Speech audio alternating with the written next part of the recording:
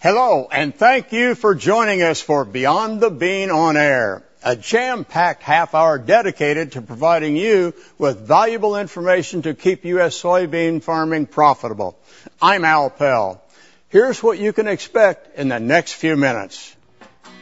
The magazine you get in your mailbox, and this show is entitled Beyond the Bean for a reason.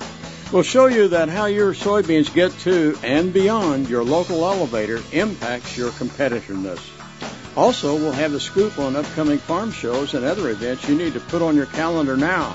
And get ready to meet a U.S. soybean farmer dedicated to ensuring all young Americans know about opportunities in U.S. agriculture. But first, let's start with the question, what impact does growing soybeans have on the environment? U.S. farmers have long used soybeans as part of a profitable crop rotation, in part to build nutrients in the soil. But a closer look on several points show U.S. soybean production remains sustainable, largely as a result of practices U.S. farmers use to help them remain profitable. Mike Arso shows us how. As U.S. farmers seed their last acres to soybeans this year, a close examination of soybean production in the United States shows not only does the crop provide a lot of food, feed, and fuel, but also several environmental benefits as well. An independent study funded by the Soybean Checkoff zeroed in on the complete life cycle of U.S. soybean production. Here's the highlights. The millions of acres planted to soybeans last year removed the carbon equivalent of taking 21 million vehicles off the road. It also showed U.S. soybean farmers have reduced diesel, gas, and other energy usage 20% over the last decade. If I could just freeze time and not look at it long term, soybeans would be the main crop I'd grow. They're the most profitable. They're easy. You don't have to mess around with a bunch of nitrogen. You just go plant them, spray them once or twice, and harvest them, and usually make pretty good money with them. Kansas farmer Josh Lloyd truly demonstrates what sustainable farming means. He uses traditional soil and water conservation practices, such as some of the ones you might recognize here. But he's blazing the trail, utilizing other practices such as adopting complete no-till that builds soil fertility, saves time, and reduces energy costs. Continuous no-till is the only truly sustainable production method because we're mimicking Mother Nature, and Mother Nature is sustainable. So she doesn't work the ground. She, is intense by planting lots of crops, and she's diverse, and that's what those three main principles, no-till, intensity, and diversity, are what we put in place to mimic her. U.S. farmers like Lloyd remain fiercely independent, yet that independence leads to innovation that not only demonstrates U.S. agriculture's sustainability, but ensures farming remains a noble, honorable, profitable, and essential profession for generations to come. Near Clay Center, Kansas, this is Mike Orso for Beyond the Bean on Air. So now that we're well into the 2010 growing season, how many U.S. soybean farmers use sustainable production practices? Joining us now to discuss the issue is United Soybean Board Director Mary Lou Smith. Now, she farms with her husband and sons in Michigan and has been a longtime leader in the U.S. soybean industry. Mary Lou serves on the United Soybean Board's Sustainability Initiative. Also joining us, representing the Conservation Technology Information Center, is Dan Towery. Dan has helped more and more U.S. farmers adopt sustainable farming practices as an expert in the field of soil and water conservation. Mary Lou Smith, I'd like to start with you. Now, this discussion of sustainability is becoming more important in all aspects of our lives. Can you tell us the role soybean farming plays in this issue and efforts being made on this front? Well, Al, the world population today is 6.5 billion, and the United Nations decrees that by the year 2025, we will have 8 billion people. That's a lot of people. That's a lot of people, and all those people need to be fed and clothed, and there will be millions of those people who will still be hungry. And adding to that is the extended income of some countries in the world that will put some pressure on our world food supply. So you say increased income? Increased income. That means they'll buy better food. That's right, and more of it. Okay.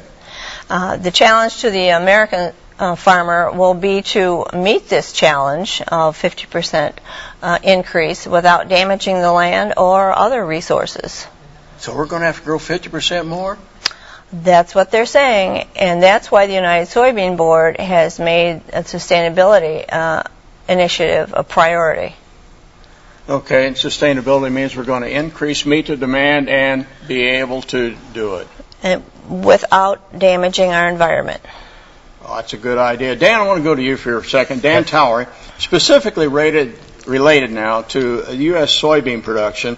How has modern technology led to the sustainable figures that we heard about earlier? Well, soybeans are an integral part of many crop rotations, Al. No-till is probably the one prime example. We've got about 40% of the soybeans in the U.S. are farmed with no-till.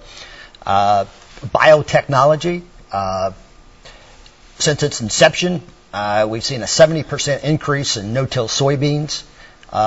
Because of the weed control issues. Precision farming. We've got folks that are able to use auto steer so they don't have overlap or skips. You can do variable rate seeding as soil types change throughout a field. So again, the sustainability is a system, a farming system that is agronomically sound, environmentally beneficial, and also profitable for the grower. All those, and several of those, I think, I understand to prevent erosion or unusual erosion, that kind of thing, and others for different purposes, right? Well, yeah. I mean, what we're talking about is maintaining and improving our soil resource base. When you increase the organic matter, for example, we're going to improve the moisture holding capacity. We're going to improve nutrient cycling. Again, all part of the system of being more sustainable. Okay, Mary Lou, it seems like more and more customers of U.S. soy want to be assured that the soy they buy is grown using sustainability practices. Now, how will the sustainability issue impact soybean farmers most in the near term now, I'm thinking? Well, the United Soybean Board and its sustainability initiative hope to be leaders, or striving to be leaders, in this area by increasing production and nutritional value of the soybean. The use of biotech varieties has decreased the need for as much pesticide use and fuel use as well. This American farmer has gone to a lot of no-till, as he mentioned, and minimum till and other conservation practices that has decreased soil erosion and is a big step toward sustainability. I see three issues that are facing us. The first is the sustainability will become a market access issue. The sustainability criteria will determine whether and to whom and when we sell our soybeans. Oh. And the another issue is the increase in our output costs, our input costs. Okay, yeah, it's going to cost more for us to actually grow using these sustainability practices. That's right. The government agencies are already working on increasing the cost of some of our inputs that they determine to be not directly sustainable. Okay. And the third issue is that this could be a revenue enhancement for the American farmer, because USDA is working on subsidies for the American farmer who incorporates sustainability practices into his farming operation. Okay, so as I understand it, you're going to have to produce, you're going to have to do it properly. It is going to give you more access, but the government's going to help subsidize a little bit in order to do it right. That's correct. Okay. Dan, you get the last question here. Last word, how much progress have we actually made with soil and water conservation in the United States? And can the U.S. and soybean farmers do, and are they doing well compared to other countries? We've made significant progress in reducing soil erosion, basically through the use of no-till. No-till soybeans is the leading crop as far as no-till production. But yet to reap the most of the benefits, we need a continuous no-till system. And we've got some work to do on that part. In regards to other countries, it depends on where you go. Brazil, Argentina, I mean, they're talking 2 crops, maybe even 3 crops a year. Oh, wow. Use of cover crops. The no-till has definitely enhanced their production. You go to the EU, they're using some cover crops, but a lot of intensive tillage is still being utilized there. So I think, we made a lot of significant progress, but the job is not done. More work to do. Yes. USV farmer leader Mary Lou Smith, conservationist Dan Towery, many thanks for being with us here on Beyond the Bean on Air. Still to come, we'll show you why what happens to your beans beyond the elevator or processor matters to you. But first, do you know the answer to this question?